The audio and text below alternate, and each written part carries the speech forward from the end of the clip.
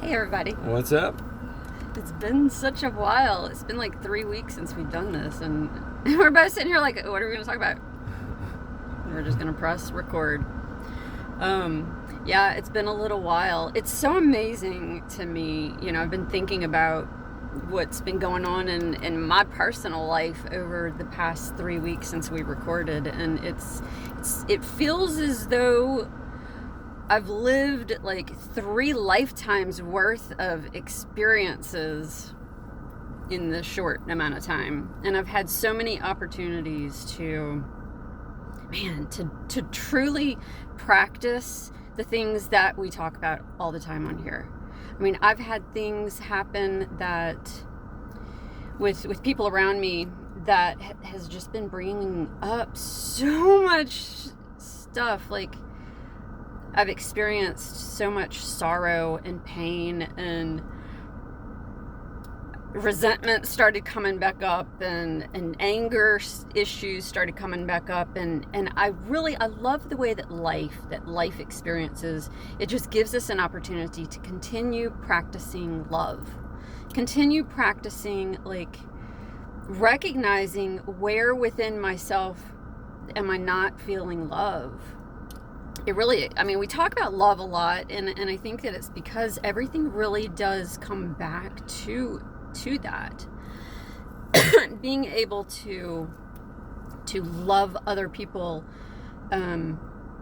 through it all. Like, my family has experienced something recently that it really could have turned into like just a lot of anger and hate, and a lot of just really, it could have gone a really negative way.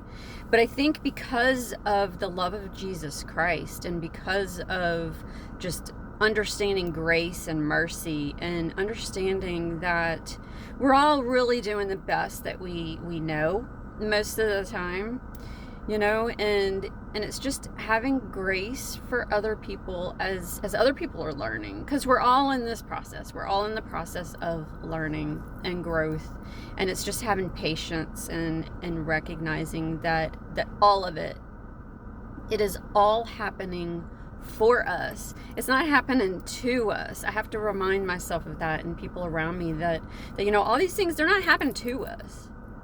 They're happening for us to grow, for us to learn, for us to continue to expand our hearts, to feel love in different ways, and just different depths. And I'm so grateful for that. Any thoughts come to you? Something that came into mind is that funny little bracelet, WWJD. What would Jesus do? And it's like in everything we go through in life, that's such a simple question. What would Jesus do? It's whenever I do something that Jesus would do, it just makes me feel better. And it keeps coming to mind, like, people, while we were just in church, I kept thinking, I've been so philosophical. I get so caught up in just some crazy thoughts, like what's eternity going to be like, and all these things that I think I know, but really it's in my mind. But there's some things that I realize I do know. Like, I know for certain, without a doubt, that as I study the life of Jesus Christ and I implement the things he did in his life into my life, I just feel better. Life is just better. Even going through whatever I'm going through, life is better if I do something that Jesus would do. We've talked about it so many times, just the simple smiles, or the loving somebody that needs loved, or loving myself, taking time for myself.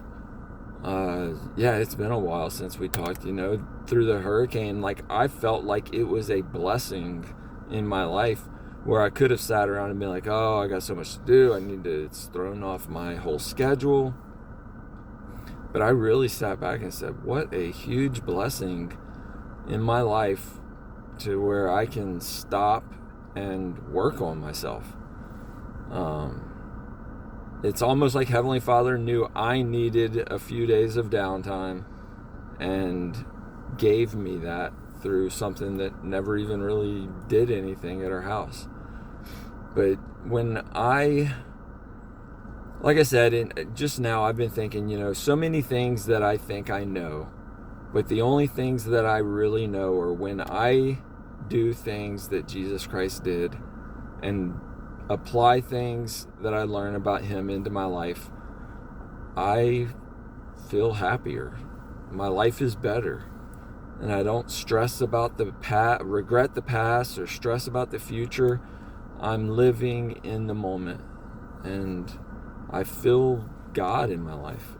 I feel closer to whatever you want to call it, that thing that connects us all together. I don't know, the mortal mind, we want to make it so harder than it is. Another thought I had was when I was in Mexico on my mission, I remember sitting in this conversation with some Jehovah's Witnesses, and we literally, me and my companion, went back and forth, and it was like 3 or 4 hours of, well, we're right because of this, and we're right because of this. And the bottom line is, I know that when I strive to be more like Jesus, when I work towards being more like Jesus, that I feel good. And whenever I go to church with the people that I go to church with, I feel good. I feel closer to Jesus. It's just, we can get so caught up in arguing about my religion's right. No, my religion's right. Well, where can you go to feel the desire to be more like Jesus? And it's that simple. When I read the Book of Mormon, I learn more about Jesus Christ and his life, and I want to be more like him. When I read the Bible, mainly the Testaments, I want to be more like Jesus Christ. It's so difficult to apply at all times, but it's so simple when you really break it down. It's awesome too, because there's so many writings out there about Jesus Christ. Like, I've been coming across many things, like the Native Americans, I think they've just had a conference, and they're releasing so many of their records about Jesus Christ, about their history, and it's so fascinating to me because the people, the names in these new records that are being released are familiar because they're from, some of the names are in the Book of Mormon. And so it's just so amazing to me, just the way that God is bringing so much truth into this world, so much light, so much knowledge. And it's not about right and wrong, It's like, I think we get so caught up in having to just prove that I am right, I'm right about this. What if we're all right? We just all have different parts of it. There's that story about the elephant, like all these men come from different countries and they're trying to figure out and they're blindfolded and they have to figure out what an elephant is just by touching one different part, and so one is holding onto the trunk or like a leg and thinks it's like a trunk of a tree, and another one's holding onto the tail and it's like a rope, and another one is holding on to, just different parts of the elephant describing different parts of it. And it's like, and they're all correct, they're all right, yet they're missing out because they don't see the big picture. And that's where we have to prove that we're right, because we don't see the big picture. We just see what we've been given. And if we just will open ourselves up to receiving what another person has to give us, instead of trying to push what we believe, or trying to make other people understand what we're trying to say. If we understand what others are trying to say and bring into, that's where learning comes in. That's where growth comes in. I have a lady who, she's a Jehovah's Witness, and whenever we lived in Madisonville, this place, for a couple years, would just show up randomly to the door, knock on the door. And it was usually at times whenever I would really needed someone. It was like she was just an angel. Like she was listening, and God had just brought her to my door so many times. And she called me yesterday. I haven't seen her in years, and I do not answer my phone like ever, but I saw that it was her, and I answered the phone, and I just have so much gratitude that she listens to the Spirit. And I have no idea what God is keeping us together for, like what he's bringing us into one another's lives for, but there is some purpose that he's connecting us. And whether it is for me to learn something from her as a Jehovah's Witness, knowledge and truth that she has, or something that I have to share with her, there's something there that God is wanting to bring us together. And it's not about me trying to prove to her what I have is true, and and it's not about her having to prove, but it's what can we offer one another? What can we learn from one another? Because we all have so much knowledge. We all have so much truth, and it's not about being right or wrong. Yeah, the spirit of simple scripture is contention is of the devil. Contention is never going to bring truth into a room. Contention is just going to block people from receiving. And I mean, it's our ego that is so strong. And there's like I saw something recently, like there were a number of categories. Like if you attack these categories, like I'm an American, or I'm this, or I'm that, or I'm a Christian, or I'm LDS, I'm Baptist. If you attack a person's core beliefs, like things that are deep in our ego that says I'm right and you're wrong, and this is why, let's open the Bible. Well, I can take Paul's teachings, and any church can take Paul's teachings throughout the New Testament, and then go to the Old Testament and go to Revelations and say, well, this is why you're wrong. This is why you're wrong. And it's like, well, in the beginning, the gods, blah, blah, blah. And it's like, well, yeah, but you added to the scriptures. Well, no, there's so much truth out there. There is so much truth. I can break down so many different things that are like, that just doesn't make sense. You can't add to or take away, but there's so many writings in the Catholic Church, in the in the church in the Catholic Church's archives. I mean, there are so many writings, and then we find the Dead Sea Scrolls, and it's all, how does it make me feel? Does it make me want to follow Jesus Christ more? And that simple, you can't add to or take away, is like, what was he talking about? What was he really talking about? I don't know, but I do know that there's certain things I can read in the Tao and feel the teachings of Jesus Christ. I mean, I can feel his teachings in there, because a lot of it is about being one with the earth and being one with everybody and one with everything. And it's like, how can I say that, no, what you believe is just not true? What I've got, you need to come listen to what I've got, because what I've got is going to give you salvation. Only Jesus Christ. The teachings of Paul, the teachings of anybody else will not save us. It's the teachings of Jesus Christ. And that's why I love learning about Jesus Christ. I love having an inspired man that I believe is a prophet. And the reason I believe that, and I know he is because he makes me want to be more like Jesus Christ. It has nothing else to do with anything other than the fact that when President Nelson speaks, he talks about Jesus Christ, and he instills a desire in me to be more like Jesus Christ. So whenever we get into these conflicts or these arguments or whatever, that's just, I have just shut down an opportunity to be like Jesus Christ and to love somebody and say, where are you coming from? Explain to me what you mean by that. It's not about being right. It's about loving one another and everybody has so much truth. Yeah, it's about being curious instead of defensive, instead of having to prove your side. It's being open to hearing other people's sides. Yeah, it's a whole different way of entering into conversations with people. Yeah. And I spent most of my life saying, I know this, I know that. And now it's more, I just know what makes me desire to be more like Jesus Christ. I know what makes me want to better my life. I know what makes me feel bad. I know what makes me feel uncomfortable and feel lost and feel sad. I know those things. I know that deep in my heart, if I go do certain things, I am going to feel just down.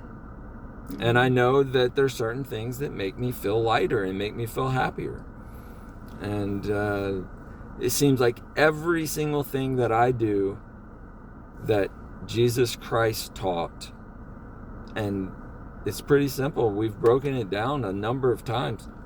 Love myself as my neighbor and love God. Love God and love my neighbor as I love myself. And we are working on loving ourselves so that we can love our neighbor more. Yeah, and I love this life and the way that as it unfolds, and we're just all living life, we're just all having so many experiences. It's not like we're able to sit in caves, and meditate and just, if that were the case, we would all just be blissing out and the world would just be in peace. But we are all like rocks hitting one another and rolling, trying to get all the rough spots off of us. And if we're just open to that instead of trying to fight it, we can look at the experiences in our lives and recognize that there are opportunities to teach us how to love. It really is. Over the past few weeks, over the past few months, truly, if you listen to us and you've watched and you've seen like things unfold and things that we talk about, I know for myself, I've just experienced a lot of different things in my life that have come about that has brought me to understanding love in such different ways. Being able to love someone, an abuser, being able to love people in their mental illnesses that create so much pain in the lives around them, just being able to love the way that Christ loves, and to be able to see people the way that Christ sees people. As we are striving, as we're making those choices daily, as we're moving closer to Him, learning more about Him, we are able to be His hands. We're able to feel that love of Him go through us, and we're able to feel that for people around us. And it's so miraculous. It really truly is miraculous that we can literally be in hurricanes, we can be in tornadoes. I feel like my life, I've been in an earthquake happen. It was like fast and sudden, but it's after earthquakes, there's just a lot of damage and a lot of stuff that we have to deal with. But it's like through all of these disasters, physically, literally, that we can see, that we experience in this world, that Mother Nature brings to us, and the disasters that are created in our lives through choices and through mental illness and just all that kind of stuff, it just gives us opportunities to feel God's love, to feel Jesus Christ in our lives, and to be able to love the people around us. Had I not been working on myself over the past few years the way that we have, I don't know where I would be today. I truly don't. Because I recognize, I still have patterns that come up from past behaviors that I've been, that I've experienced. And it's like, and they'll pop up, and I just see it today, and I don't grab onto them. And, it's just amazing to be able to be in the chaos and to be a calm, just to do those things like you said. What would Jesus do? I mean, it's such a simple thing, but if we're constantly thinking about that, what would Jesus do in this moment? I mean, it all comes back to love. I mean, he just loved, and he taught love, and and that can be really difficult whenever we do have things within us that that's triggered. We don't have control over our triggers, because that's what it is. It's a trigger. It's an automatic reaction, a response. It just comes out of us automatically. But we have control over being able to recognize it, seeing that, oh, I am not in love. I'm feeling resentment. I'm feeling anger. This is not love. What do I need to do? What do I need to process within myself? And I had an opportunity to do that with resentment and anger.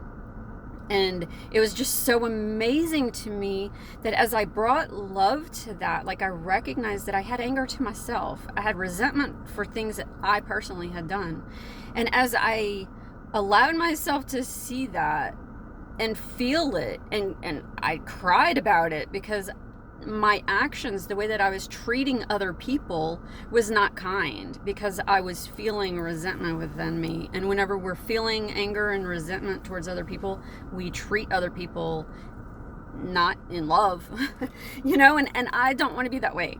I want to always love people. And so it's like, if I'm like, what do I have to do? I mean, I was praying, take this away. Show me. And he did. And as I cried out that resentment and that anger, he just filled me back up with love. And I was able to love myself, recognize where I can make different choices in the future, and just bring that love back out so that I can be kind to other people around me. Yeah, when you first started talking, something triggered in my mind. But, and then you went on about the resentments and your feelings, and my thoughts were, if I haven't forgiven myself truly for something, then when that pops up in front of me, it makes me mad. It really does. And it's forgiveness of my own past, forgiveness of things that I've done, and just completely loving myself. That allows me to forgive people that are doing things that maybe I did or did something like that, and I don't have those triggers pop up. I mean, it's a process. It's not like we're perfect. You're gonna have triggers pop up because we have not 100% healed. It's right. Something that we're working towards, and it's so easy to forget. It's so easy to forget, wait, I forgive myself for that. And I don't have to let this person doing what I did once upon a time make me feel bad. Because that's really what I'm doing, is I'm reliving how I felt whenever I behaved a certain way. And it brings up those triggers. I want to get away from it. I don't want to feel that, because I've already felt that. I've already dealt with that. But it's given me an opportunity to really say, have I dealt with that? Have I truly forgiven myself? And I mean, loving, just forgiveness and love. I when you were talking to it, a family came to mind where this father hasn't talked to his kids in like 20 or 30 years. And it's like, I don't know the story, but I do know the story. Somebody has not loved and really said, my ego is not going to take control of my life anymore, and I choose to love. And it can destroy families. Having resentments can destroy families. Your whole family could just be chaotic right now. My life could be chaotic due to resentments, the unwillingness to forgive, and to accept what God puts in front of me. I couldn't I mean, my life, I choose to love today. And that's a big thing, is acceptance, just acceptance of what God has placed in front of us, you know? Like right now, I mean, truly, my whole life is just like, it is not what it was a month ago. I mean, you know, for the past 3 years have really had kind of like a little routine. I have my little rituals I do. I've got like just a simple life, and you know, and it's just been like, I've loved it. I've been able to heal a lot of stuff, just meditate a lot. I've been able to just I've loved it. It's been exactly what I have needed for the past few years. It has changed. God is like I said, an earthquake has happened and it has completely changed. But man, do I see the miracles. I see things in such a way that like things are really uncomfortable and I don't love it all the time, but I love it. That's the thing about it. It's like, it's just messed up but it's good. I keep looking, I keep seeing the good in all of it, and I could hold on to all of my pet peeves and all of the annoyances and all of the stuff that's negative. I could look at all that and I could be miserable, but I choose to look at all of the good, all of the miracles that God is bringing into my life, and all of the ways that He's given me an opportunity to do things differently, see things differently, change. Like, just a very simple thing is like, they came and had to spray our houses. They pressure washed everything on the outside, and so I had to bring all my plants inside, and I have a lot of plants, and so yesterday I was bringing them all back out, and I totally rearranged my balcony, and I put my chair in a different place so I have like a different perspective. And it's like, I feel like that is what God is doing in my life. He has completely changed things, and He's giving me an opportunity to just have new perspective, to sit in a different way, face in a different way, and just make different choices. And I love that. I love that is what this life is about. It's about experiences. It's about these big changes. It's about how are we going to handle these big changes when they come into our lives? Are we going to continue doing things the way we've always done them that has not worked? Or are we going to use the things that we are learning and continue to move forward in new ways? And I have no idea what the future holds. Like, I don't know what's going to happen today. You know, but I'm so present and I'm so open to doing and being, and I want to do what Jesus would have me do. You know, I'm constantly, in the scriptures, it talks about how we can see Him in the flesh. People have seen Jesus Christ in the flesh, and that is just my greatest desire, you know, and I will, whether He comes to me individually or comes in a cloud, you know, I mean, we're all going to see Him eventually, but it's having that desire to see Him and doing the things that we need to do in our lives to be ready to see Him, you know. I don't know, that's just been something, just making those choices daily. What would Jesus do? Because if I'm making those choices that He would make, then I'm able to be with Him, and He's able to be with me. Yeah, I'm trying to be like Jesus. He's definitely a good example. Yeah, He is. Yep, it's a beautiful Sabbath. It is. There's so much. I mean, there really is just so much that we could talk about, because we haven't seen each other. We haven't even been together in like 3 weeks, and so we could keep this going for quite a while. I know that. Yeah, I've had so many topics come to my mind over the past 3 weeks and stuff, but I don't know. I'm so grateful. I just have so much gratitude in my life today, and amongst the chaos. Yeah, it's possible. It really is. Yeah. And it's because truly of Jesus. Yeah. Because of the peace that He brings, that He's taught us, and the love and all of it. So Amen. yes. Y'all have a wonderful day. Bye, y'all.